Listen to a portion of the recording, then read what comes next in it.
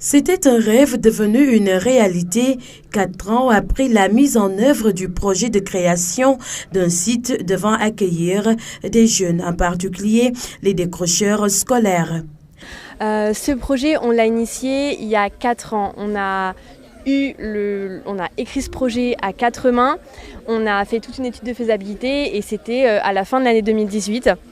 On peut dire qu'on a commencé réellement à se lancer, à se structurer quelques 6 mois plus tard. On a rencontré des difficultés, la levée de fonds a été compliquée. Comme le disait Penda tout à l'heure, il y a eu le Covid, il y a eu Notre-Dame, il y a eu la guerre en Ukraine. Donc tout ça ont été des freins, mais on a tenu le coup. Avec l'association Niofar, l'insertion sociale dans le département d'Oussouye, plus précisément dans la commune de Djemberin, devient enfin un mauvais souvenir. Ne l'oublions pas, l'idée c'est pas d'encourager l'exode, pas du tout, mais c'est justement de maintenir nos jeunes et de leur offrir un métier et des possibilités d'entrepreneuriat. Quand je suis entrée, j'étais vraiment impressionnée parce que vraiment le bâtiment est magnifique déjà, bravo. Ça a dû être un travail considérable.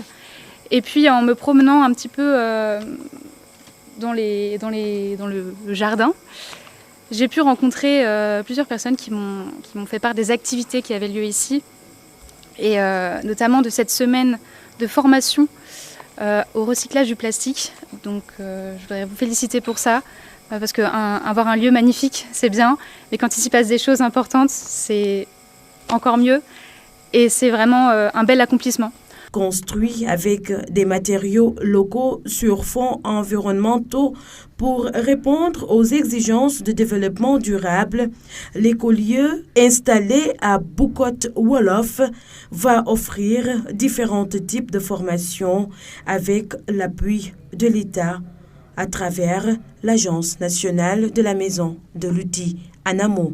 Pour l'année 2023, l'ANAMO a décidé d'accompagner le centre, d'accompagner Niofar conformément à la convention dans la formation en sérigraphie, en restauration, nous l'appelons parce que nous sommes dans un cadre touristique et hôtelier, mais également dans le cadre de la réparation de téléphones portables et si possible dans l'énergie solaire et la réparation des appareils photovoltaïques. Donc nous sommes venus pour vous dire que l'État du Sénégal a répondu à votre appel et que ce projet sera porté plus haut, plus loin encore pour l'intérêt des jeunes de la localité. Alors, les formations qui vont être réalisées sur l'écolieu sont toutes en cohérence avec la réalité économique locale. On veut que ce soit porteur d'emploi, on veut que ce soit porteur d'entrepreneuriat et on veut répondre sur des métiers en tension. Niofar et son écolieu ouvrent ainsi ses portes à tous les jeunes de la Casamance. La soirée inaugurale a vu la présence des membres de l'association, parents, amis et alliés.